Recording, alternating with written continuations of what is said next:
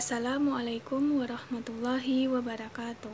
Perkenalkan, nama saya Lira Firna dengan NIM 23022016 dari Fakultas Ilmu Pendidikan, Prodi Pendidikan Guru, Pendidikan Anak Usia Dini. Baiklah, pada kesempatan kali ini saya akan menjelaskan materi tentang supervisi pendidikan, yaitu pada proses dan teknik supervisi pendidikan. Yang mana materi yang pertama yang akan saya jelaskan yaitu pada proses supervisi pendidikan. Yang pertama yaitu perencanaan. Perencanaan adalah langkah awal yang sangat krusial dalam supervisi pendidikan. Nah, dalam tahap tersebut, supervisor harus merumuskan beberapa elemen penting. Yang pertama yaitu tujuan supervisi. Nah, apa yang ingin dicapai melalui kegiatan supervisi? Nah, tujuan ini harus jelas dan terukur agar dapat dievaluasi di kemudian hari. Yang kedua yaitu alasan kegiatan. Nah, mengapa kegiatan supervisi ini perlu dilakukan? Nah, hal ini sangat penting untuk memberikan konteks dan urgensi bagi kegiatan yang akan dilaksanakan. Nah, yang ketiga yaitu metode dan teknik.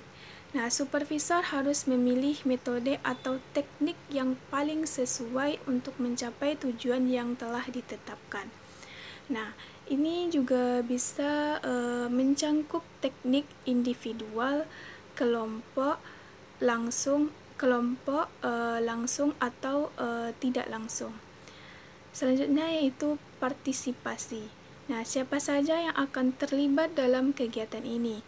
Nah, ini bisa mencangkup guru, kepala sekolah, atau bahkan orang tua siswa tersebut. Selanjutnya yaitu waktu pelaksanaan. Nah, menentukan kapan kegiatan supervisi ini akan dilaksanakan juga sangat penting agar semua pihak dapat mempersiapkan diri dengan baik dan benar. Nah, dengan perencanaan yang matang, kegiatan supervisi ini dapat berjalan lebih terarah dan efektif, serta juga meminimalisir kemungkinan terjadinya masalah di lapangan tersebut. Nah, yang kedua yaitu pelaksanaan. Nah, setelah perencanaan tadi, tahap selanjutnya itu adalah pelaksanaan supervisi. Nah, pada tahap tersebut, supervisor ini juga melaksanakan rencana yang telah dibuat dan ada juga beberapa hal yang perlu diperhatikan dalam pelaksanaan. Yang pertama yaitu keterlibatan aktif. Nah, supervisor ini juga harus memastikan bahwa semua pihak yang terlibat aktif dalam proses supervisi. Nah, ini juga termasuk memberikan kesempatan kepada guru untuk berbagi pandangan serta pengalaman mereka. Yang kedua yaitu fleksibilitas. Nah, meskipun ada rencana yang telah disusun, supervisor ini juga harus tetap fleksibel dan mampu menyesuaikan diri dengan situasi yang ada di lapangan.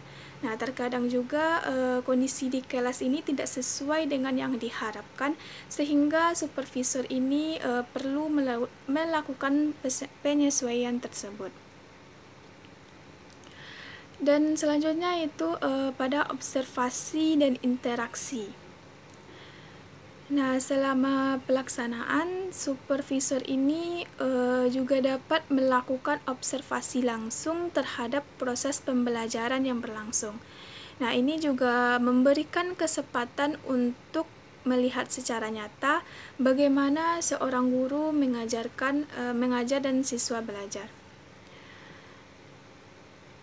Nah, pelaksanaan yang sangat baik juga akan membantu supervisor untuk mengumpulkan data dan informasi yang diperlukan untuk evaluasi di tahap selanjutnya. Nah, yang ketiga yaitu evaluasi. Nah, evaluasi ini adalah proses untuk menilai efektivitas kegiatan supervisi yang telah dilakukan. Nah, dalam tahap tersebut supervisor ini harus mengumpulkan data. Nah, mengumpulkan data dan informasi mengenai hasil yang dari supervisi, baik melalui observasi, wawancara, atau angkat. Nah, data ini juga sangat penting untuk mengetahui apakah tujuan yang telah ditetapkan tercapai. Nah, selanjutnya yaitu analisis hasil. Nah, setelah data terkumpul, supervisor ini perlu menganalisis hasilnya. Apakah ada peningkatan dalam kualitas pembelajaran? Atau apakah guru merasa terbantu dengan supervisi yang diberikan? Selanjutnya yaitu identifikasi kekuatan dan kelemahan. Nah, evaluasi juga harus mencangkup identifikasi kekuatan dan kelemahan dari proses supervisi yang telah dilaksanakan. Nah, ini akan menjadi dasar untuk perbaikan di masa mendatang. Nah, evaluasi yang sangat baik akan memberikan gambaran yang jelas mengenai efektivitas supervisi dan membantu dalam merumuskan langkah-langkah perbaikan. Nah, yang keempat itu tindak lanjut. Nah, tindak lanjut ini adalah langkah yang diambil setelah evaluasi. Nah, berdasarkan hasil evaluasi, supervisor harus merumuskan langkah perbaikan. Itu jika hasil evaluasi menunjukkan bahwa ada aspek yang perlu diperbaiki, supervisor ini harus merumuskan langkah-langkah perbaikan yang diperlukan. Nah, ini juga bisa berupa pelatihan tambahan untuk guru atau perubahan dalam metode pengajaran. Yang keduanya yaitu memberikan dukungan berkelanjutan. Nah, tindak lanjut ini juga mencangkup memberikan dukungan berkelanjutan kepada guru. Nah, ini juga bisa berupa sesi konsultasi, workshop, atau kegiatan lain yang dapat membantu guru dalam meningkatkan kualitas pembelajaran. Nah, yang ketiga yaitu monitoring dan evaluasi ulang. Nah, setelah tindak lanjut dilakukan, penting untuk melakukan monitoring dan evaluasi ulang untuk melihat apakah perbaikan yang dilakukan memberikan dampak positif.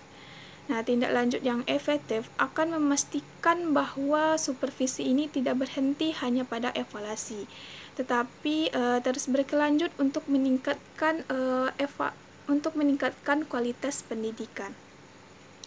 Nah, pada materi selanjutnya yaitu teknik supervisi pendidikan. Yang pertama yaitu teknik individual. Nah, teknik ini dilakukan secara personal, di mana supervisor ini memberikan supervisi kepada seorang guru atau individu secara langsung. Adapun beberapa poin penting mengenai teknik tersebut. Yang pertama yaitu pendekatan personal.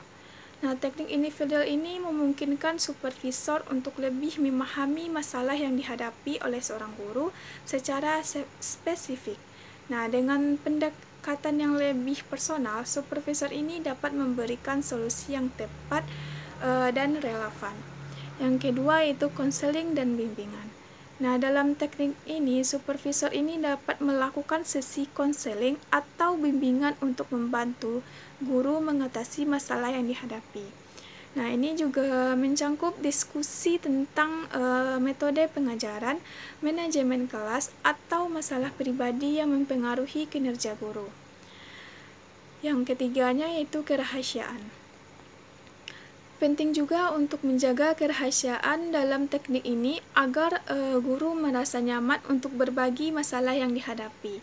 Nah, teknik individual yang sangat efektif untuk menangani masalah khusus yang memerlukan perhatian lebih. Yang kedua yaitu teknik kelompok. Dalam teknik ini, supervisi dilakukan secara kelompok, di mana beberapa guru berkumpul untuk berdiskusi dan saling berbagi pengalaman. Ada juga beberapa aspek penting dari teknik tersebut. Yang pertama yaitu pembelajaran kolaboratif. Nah, teknik kelompok ini mendorong pembelajaran kolaboratif di antara guru. Nah, mereka dapat saling berbagi pengalaman, strategi, dan solusi untuk masalah yang dihadapi. Yang kedua yaitu diskusi dan refleksi. Nah, dalam sesi kelompok, guru dapat berdiskusi tentang praktik terbaik dan melakukan refleksi terhadap metode pengajaran mereka. Nah, ini juga membantu mereka untuk belajar dari satu sama lain dan meningkatkan kualitas pengajaran secara kolektif. Yang ketiga yaitu membangun jaringan. Nah, teknik kelompok ini juga membantu dalam membangun jaringan profesional di antara guru yang dapat saling mendukung dalam pengembangan karir mereka. Nah, teknik ini juga sangat bermanfaat untuk menciptakan komunitas belajar di antara guru. Yang ketiga yaitu teknik langsung.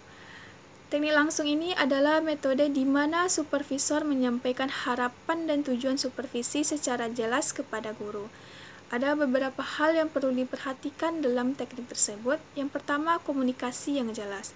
Nah, dalam teknik ini, supervisor harus mampu berkomunikasi dengan jelas mengenai apa yang diharapkan dari seorang guru. Yang kedua, itu konstruktif. Nah, supervisor harus memberikan umpan balik yang konstruktif kepada guru setelah observasi. Yang selanjutnya itu mendorong keterbukaan. Teknik langsung juga mendorong keterbukaan antara supervisor dan guru. Nah, guru diharapkan untuk menerima umpan balik dengan sikap terbuka dan bersedia untuk melakukan perbaikan. Nah, teknik ini juga membantu seorang guru untuk memahami dengan baik apa yang perlu dilakukan untuk meningkatkan kualitas pembelajaran. Dan yang keempat, teknik tidak langsung. Nah, berbeda dengan teknik langsung. Nah, dengan teknik tidak langsung ini lebih bersifat observasi dan pengamatan tanpa memberikan instruksi yang jelas.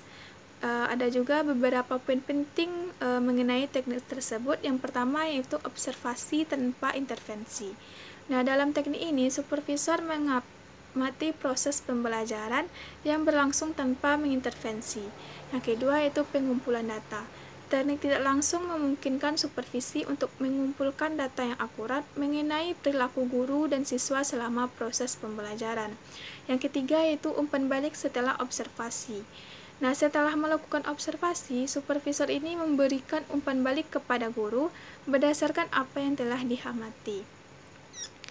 Nah, dengan teknik ini berguna untuk mendapatkan gambaran yang lebih objektif mengenai situasi di kelas dan mampu dalam perbaikan yang diperlukan. Nah, dengan materi yang dapat saya jelaskan tadi, di sini saya dapat menyimpulkan yaitu dengan memahami proses dan teknik supervisi pendidikan secara mendalam diharapkan pada guru dan supervisor dapat meningkatkan kualitas pembelajaran di sekolah dan memberikan dampak positif bagi pendidikan secara keseluruhan. Nah, proses supervisi yang baik tidak hanya membantu seorang guru dalam mengatasi masalah, tetapi juga berkontribusi pada pengembangan profesional mereka dan peningkatan kualitas pendidikan di institusi. Nah, sekianlah materi yang dapat saya jelaskan. Assalamualaikum warahmatullahi wabarakatuh.